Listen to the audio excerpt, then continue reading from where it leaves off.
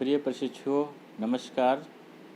आज हम परिवेशीय विषयों, सामाजिक घटनाओं और स्व अनुभवों पर चर्चा करेंगे। और चर्चा करते समय ध्यान देने योग्य कौन कौन सी बातें हो सकती हैं, उनका प्रमुखता से ध्यान दिया जाएगा। वैसे इस प्रकरण पर कल विस्तृत चर्चा हुई थी, लेकिन ये जो बिंदु हैं ये भी बहुत ही महत्वपूर्ण हैं। तो जिनमें से पहला बिंदु है, चर्चा की विषय वस्तु जो भी हो छात्रों के अनुभव से जुड़ी हो और विषय वस्तु का संबंध परिवेश से हो।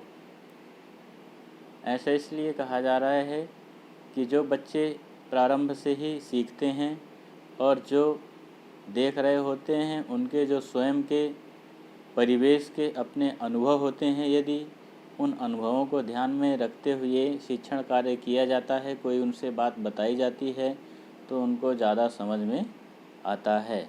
दूसरा पॉइंट है, किसी भी बात पर चर्चा करते समय केवल सवाल ही सवाल न किए जाएं, बल्कि छात्रों को विषय पर बातचीत करने के अवसर भी प्रदान किए जाएं। ये बहुत ही महत्वपूर्ण बिंदु है, क्योंकि बच्चों को जब तक खुल करके चर्चा करने का मौका नहीं दिया जाएगा तो अंतर्मुखी ही बने रहेंगे।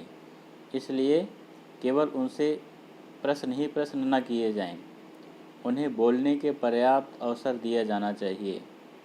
तीसरा पॉइंट है, ऐसे प्रश्न नहीं करना चाहिए जिनके उत्तर हाँ या ना में हों, बल्कि छात्रों को बोलने के पर्याप्त अवसर दिए जाएं। हाँ या ना वाले जो आंसर होते हैं, उनमें एक छात्र या व्यक्ति क्या अभिव्यक्त कर सकता है, इसकी पहचान नहीं हो पाती है। इसलिए ऐसे प्रश्न बिल्कुल भी नहीं होना चाहिए, बल्कि ऐसी बातें होनी चाहिए जिनका विस्तार से छात्र बोल सकें। चौथा पॉइंट है, छात्र एवं अध्यापक के बीच डर, भय एवं दूरी बिल्कुल महसूस ना हो। दोनों के बीच आत्मीयता का भाव बना रहना चाहिए। ये भी बहुत ही महत्वपूर्ण बिंदु है। तो छात्र को कभी भी ये नहीं लगना चाहिए कि मैं एक अध्यापक के सामने हूँ।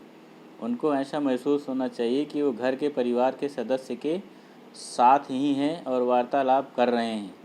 जब ऐसा भय मुक्त वातावरण रहेगा तो बच्चे अपनी बात को खुल करके बोल सकेंगे और उनके क्या समस्याएं हैं, किन किन बिंदुओं पर उनको परेशानी हो रही है, इन सब बातों को भी अच्छे से सुना और सुलझाया जा सकता है। इसलिए छात्र एवं अध्यापक के बीच में आत्मीयता रहना चाहिए। अगला पॉइंट है, बातचीत का विषय ऐसा हो कि छात्र स्वयं कुछ पूछने के लिए तत्पर रहें।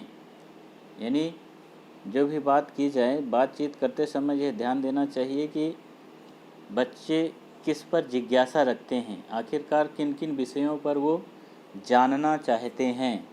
तो ऐसे ही टॉपिक, ऐसे ही सवाल उनसे किया जाना चाहिए ताकि वो विस्तार पूर्वक अपनी बात को कह सकें और उन्हें बोलना आ जाए, अपने विचारों का अभिव्यक्तिकरण अच्छे से कर सकें।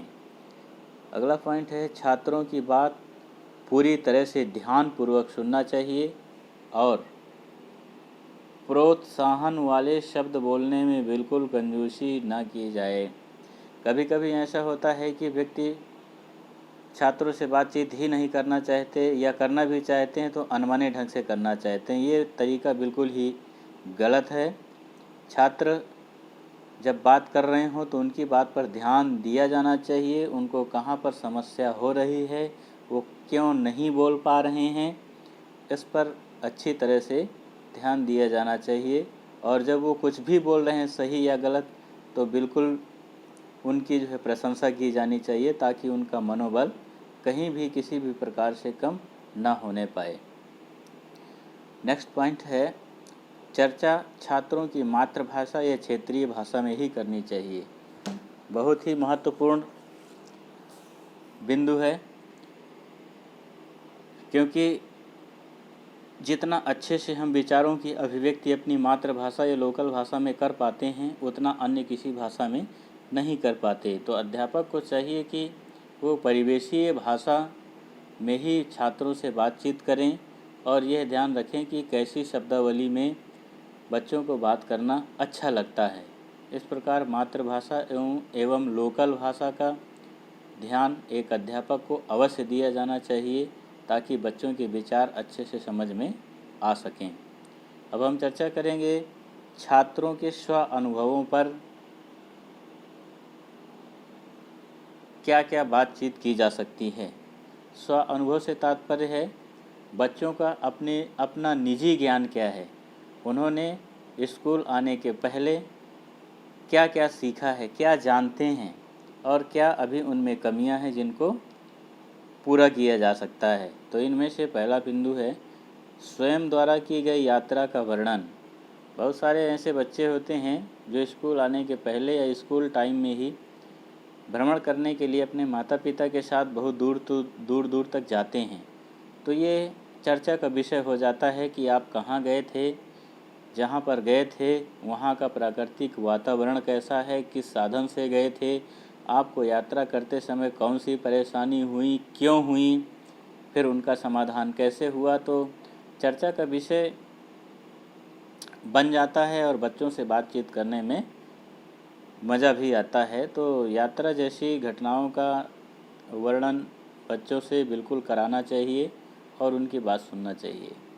दूसरा पॉइंट है घर से विद्यालय आते जाते समय रास्ते में पड़ने वाले दृश्यों अनुभवों की चर्चा।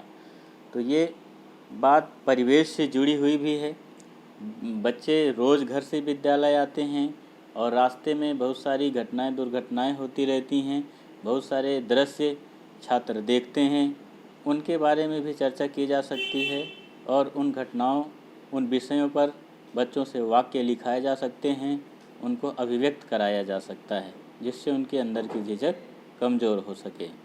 तीसरा है छात्र राष्ट्रीय पर्वों पर सहभाग करते समय कैसा महसूस करते हैं पर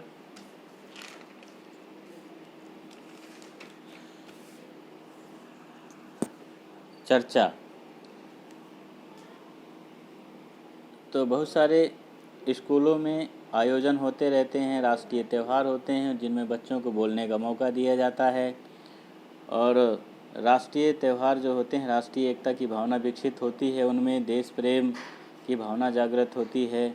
तो ऐसे विषयों पर ज़रूर चर्चा करना चाहिए और बच्चों को बोलने के अवसर देना चाहिए ताकि वह ये समझ सकें कि देश प्रेम और राष्ट्र प्रेम क्या है।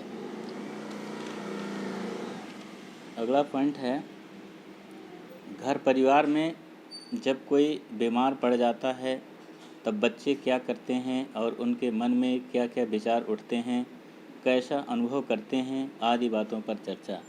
इन बातों की चर्चा करने का उद्देश्य यह होता है कि वो कितना संवेदनशील हैं अपने घर परिवार के सदस्यों के प्रति, उनके अंदर कितनी मानवता है, कितनी नैतिकता है, क्या घर परिवार वालों की पीड़ा उनकी पीड़ा है या नहीं है। तो इन बातों की भी जानकारी होती है। अगला है स्वयं की किसी देखी हुई घटना दुर्घटना मेले त्योहारों में क्या देखा आदि बातों पर भी चर्चा आसानी से की जा सकती है और बालकों के अंदर जो भी बातें होती हैं वो उनके अंदर कितनी कल्पना शक्ति है, कितना अच्छे से अपनी बात कह सकते हैं, आँखों देखी हुई घटनाओं की चर्चा वो अच्छे से कर सकते हैं। लास्ट पॉइंट है ठंडी गर्मी और बरसात के मौसम में बच्चों को कैसा अनुभव होता है और वे क्या महसूस करते हैं, बातों पर भी चर्चा की जा सकती है। तो जो ग्रामीण परिवेश के बच्चे होते हैं उनका सीधा संबंध प्रकृति से होता है। तो ये जो प्राकृतिक घटनाएं हैं, ठंडी हो या गर्मी हो या बरसात हो, इन पर भी उन्हें बोलने के अवसर देना चाहिए। तो ठंडी में कैसा महसूस करते हैं, किन किन कपड़ों की ज़रूरत पड़ती है, गर्मी आती है तो क्या करते हैं, बरसात में वो कैसे आनंद लेते हैं, बरसात में जब भीगते हैं तो कैसा महसूस होता है। इस प्रकार बहुत सारी बातें की जा सकती हैं जो उनके स्वयं के अनुभव से जुड़ी हुई होती हैं। तो इस प्रकार ऐसी बात करने से उनके उनके अंदर का जो डर होता है, भय होता है, दूर होता है। अध्यापक का छात्र के प्रति लगाव एवं छात्र का अध्यापक के प्रति लगाव होता है। और जब बच्चे निर्भीक हो जाते हैं तो उनको पढ़ने में, सीखने में आनंद आता है और वो अच्छे से सीख पाते हैं। तो आज यहीं तक शिक्षार्थियों, दूसरे वीडियो के साथ कल मिलेंगे। नमस्कार, धन्यवाद।